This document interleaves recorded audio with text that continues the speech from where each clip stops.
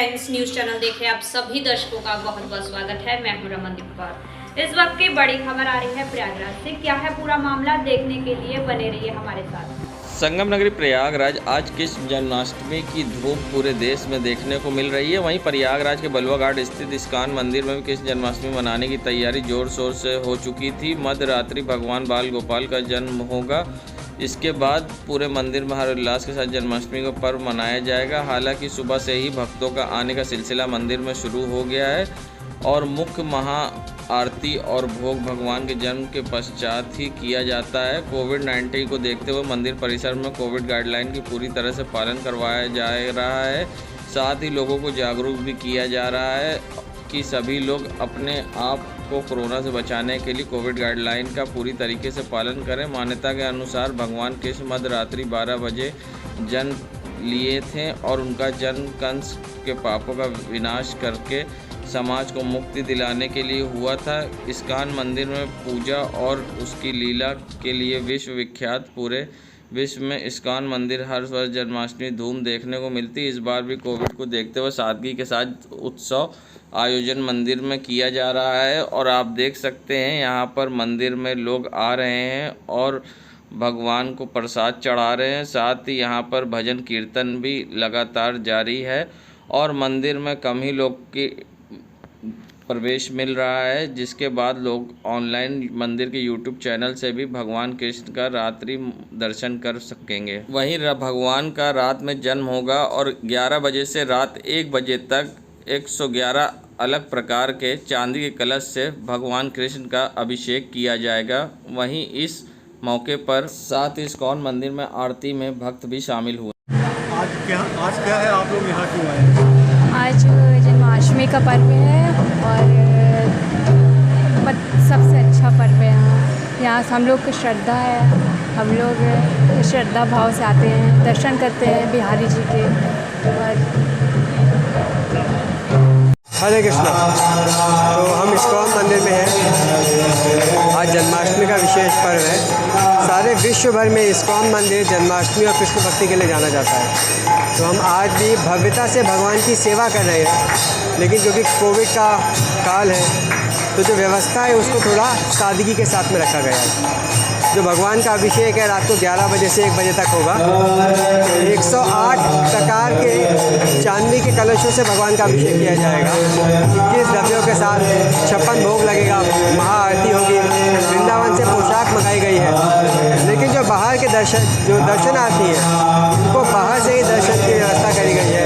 सामाजिक दूरी बनाने के लिए प्रोत्साहित करा जा रहा है। मास्क पहनने के लिए लोगों को अवगत कराया जा रहा है, ताकि कोविड के प्रोटोकॉल का पालन करते हुए भगवान की सेवा भव्यता से हो, भक्ति भव्यता से हो, लेकिन जो लोगों की सुरक्षा है उसमें किसी भी प्रकार का कोई कॉम्प्रोमाइज़ नहीं। मेरा नाम दीनदयाल कृष्णदास, मैं इस्कॉन प्रयागराज का सचिव।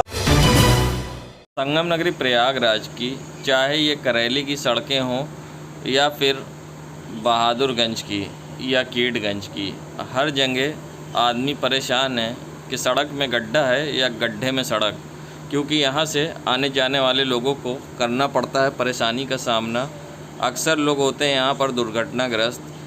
पानी हर जगह गाड़ी में हल्की सी बारिश के बाद सड़कों पर जमा हो जाता है, जिससे आने जाने वाले गाड़ी चालकों को होती है परेशानी और नागरिक होते हैं परेशान। आप देख सकते हैं किस तरह से सड़क पर ये बड़े बड़े गड्ढे हैं जिनमें तालाब बन गई हैं, मगर शायद इस पर ध्यान देने वाला कोई नहीं है। सर पर चुनाव है, नेताजी के फिर से वादे हैं, मगर शायद विकास आप देख सकते हैं अपनी स्क्रीन पर किस तरह से सड़कों पर दिखा है। इन 5 साल होने जा रहे हैं बीजेपी सरकार को, मगर विकास जिस तरह से हुआ है वो सबके सामने है और आप देख सकते हैं सड़कें तालाब बनी हुई हैं। अब देखना है कि कब इस पे कार्रवाई होगी या फिर वादे होंगे और सिर्फ चुनाव होंगे और फिर उसके बाद गड्ढे सड़क पर दिखेंगे। विकास का मुख्य केंद्र सड़क मार्ग है। विकास का मुख्य मार्ग सड़क मार्ग है। अर्थव्यवस्था की सबसे बड़ी पटरी जो है वो सड़क मार्ग है और सड़क मार्ग कमज़ोर होने पर अर्थव्यवस्था में बहुत बड़ा उसका असर पड़ता है। सड़क के कारण जब गाड़ियों पर रिपेयरिंग की दिक्कत होती है तो उसका बोझ झेलना बहुत मुश्किल हो जाता है। ये माघ मेले के टाइम पे विकास के नाम पे विकास हुआ था, लेकिन ये खोखला विकास हुआ है, सड़कें टूटी हैं। स्पष्ट दिखाई पड़ रहा है कि ठेकेदारों ने जिस ठेका लिया लेकिन काम ठीक तरह से नहीं किया, और सरकार की जिम्मेदारी थी कि उस पर उसको सर्वे कराती, उनकी मापदंड नापती कि वो सही हैं कि नहीं है, लेकिन पूरी तरह क्षतिग्रस्त है। आए दिन बच्चे गिर जाते हैं, गाड़ियाँ एक्सीडेंट करती हैं और काफ़ी दिक्कतों का सामना करना पड़ता है। जो आज की सड़कों का हालात है, जहाँ स्मार्ट सिटी की बात हो रही है, वहाँ की सड़कों की दशा जो है वो बहुत दयनीय है। और अगर कुछ कराया भी जा रहा है तो वो सिर्फ समझ लीजिए कि गड्ढों के खाना पूर्ति करी जा रही है। गड्ढों की मतलब आप ये समझ लीजिए पैचिंग लगा देते हैं, और बरसात होती है तो वो पैचिंग जो उखड़ जाती है। और अगर ये कहें कि 2-4 मतलब समझ लीजिए कि वीआईपी जगह जैसे सिविल लाइन है, जॉर्ज टाउन है, वीआईपी जगह को छोड़ के सारी सड़कों का हाल यही है। और ज़रा सा अगर जैसे दबाव बनता है ऊपर बैठे अधिकारियों के ऊपर, तो वो समझ लीजिए कि वो ज़मीन में सिर्फ खाना पूर्ति के नाम पे बस वही पैचिंग लगा के उसको छोड़ देते हैं। अरे आप समझ लीजिए कि इसमें बरसात में पानी भर जाता है तो जो गड्ढे होते हैं वो दिखते नहीं, उससे एक्सीडेंट होता है। संगम नगरी प्रयागराज, सोशल मीडिया पर अब वीडियो तेज़ी से फिर हुआ असलहे का वायरल। बता दें, प्रयागराज में नई उम्र के लड़कों में ख़त्म नहीं हो रहा है असलहे के प्रदर्शन करने का शौक़। फिर व्हाट्सएप स्टेटस पर दिखा अवैध कट्टों से लहराता हुआ वीडियो। प्रयागराज के बस स्टैंड पर गाड़ियों में सवारी बुलाकर बैठाने वाले लड़कों ने अपने व्हाट्सएप स्टेटस पर अवैध कट्टे का वीडियो लगाया, जो अब हो रहा है सोशल मीडिया पर वायरल। बताया जा रहा है कि शहंशाह नाम का लड़का बस स्टेशन पर लगने वाले अवैध वाहनों में लोडर का काम करता है। ये भी बताया जा रहा है कि बस स्टेशन पर गाड़ी चलाने वाले दबंग किस्म के युवक का रिश्तेदार है कट्टों का वीडियो लगाने वाला शहंशाह। संगम नगरी प्रयागराज, जहां जन्माष्टमी के पर्व पर पूरे देश में धूमधाम और हर उल्लास के साथ मनाया जा रहा है, तो वहीं प्रयागराज में भी इसका अलग नज़ारा इस्कॉन टेम्पल में दिखाई दिया, जहां इस्कॉन टेम्पल में लोगों की लंबी कतार भगवान कृष्ण के दर्शन के लिए लगी रही।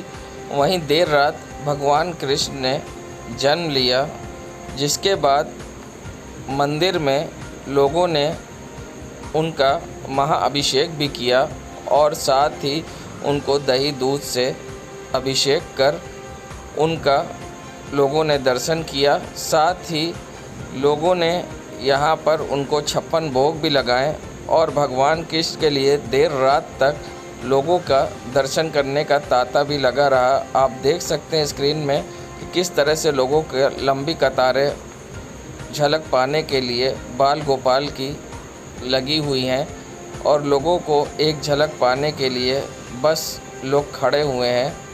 आइए दिखाते हैं क्या कहना है यहाँ के लोगों का। जन्माष्टमी आज है और बहुत धूमधाम से मनाया जा रहा है और अभिषेक हो रहा है, भगवान का अभिषेक करवा रहे हैं हम लोग, आरती करवा रहे हैं, भगवान का दर्शन है, कीर्तन हो रहा है, सब मिल के डांस कर रहे हैं, सुबह से खूब उत्सव मना रहे हैं। मंगला आरती सुबह हुआ, मंगला आरती से सुबह से उत्सव मना रहे हैं धूमधाम से। कल 56 भोग कटवा ले, अरे कटवा ले रहे हैं, भंडारा है भगवान का प्रसाद, सबको प्रसाद मिलेगा प्रसाद। क्या नाम है मैम आपका? परिचय आपका? अनीता के सवानी। संगम नगरी प्रयागराज में, जहां इन दिनों दिन में लगातार अक्सर सड़क पर स्ट्रीट लाइट जलती दिखाई देती है। ये नज़ारा है मुट्ठीगंज के बलुआ घाट का, जहां आप देख सकते हैं सड़क पर लाइट दिन में ही स्ट्रीट लाइट जल रही है और लोगों को रास्ता दिखा रही है।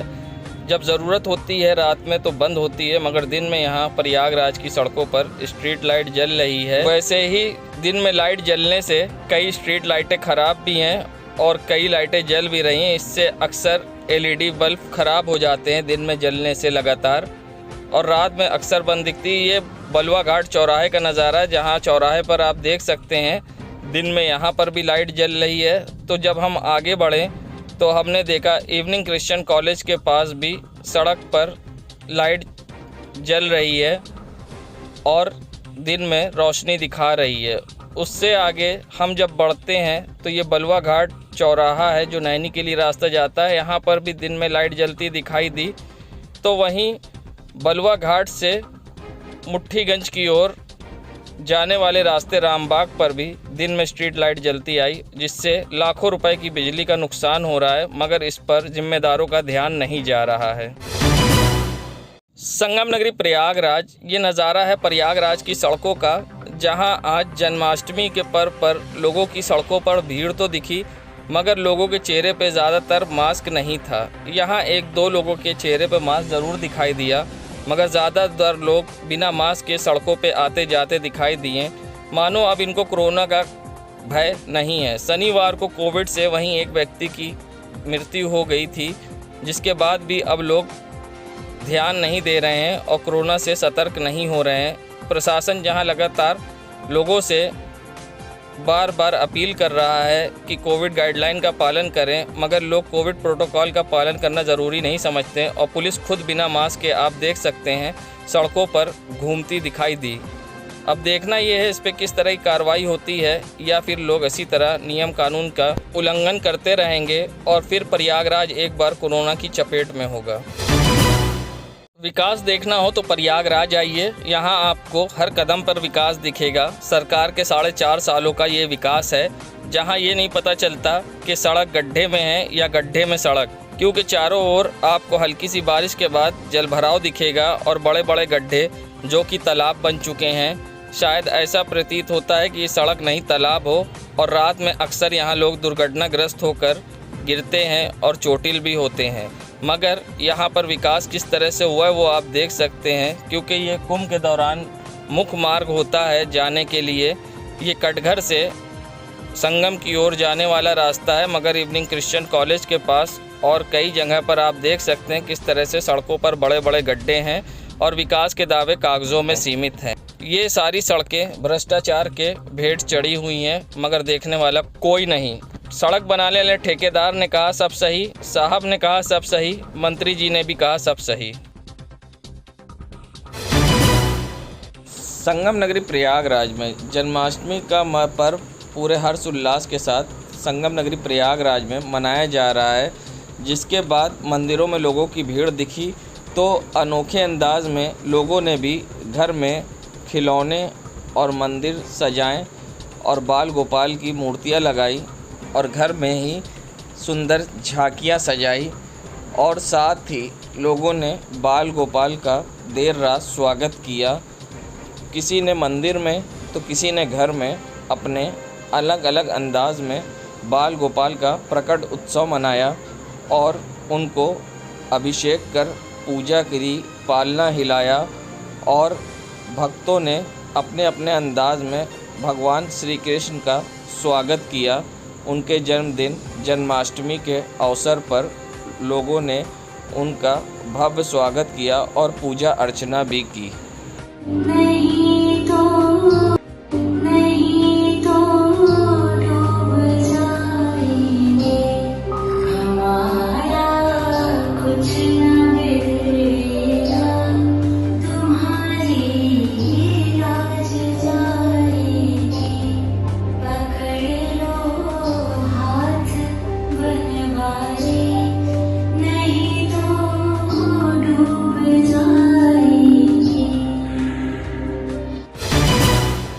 संगम नगरी प्रयागराज जन्माष्टमी के पर्व पर लोगों ने जहां कोविड गाइडलाइन की धज्जियां उड़ाई, जहां चेहरे पर ना मास्क था और ना ही सोशल डिस्टेंसिंग।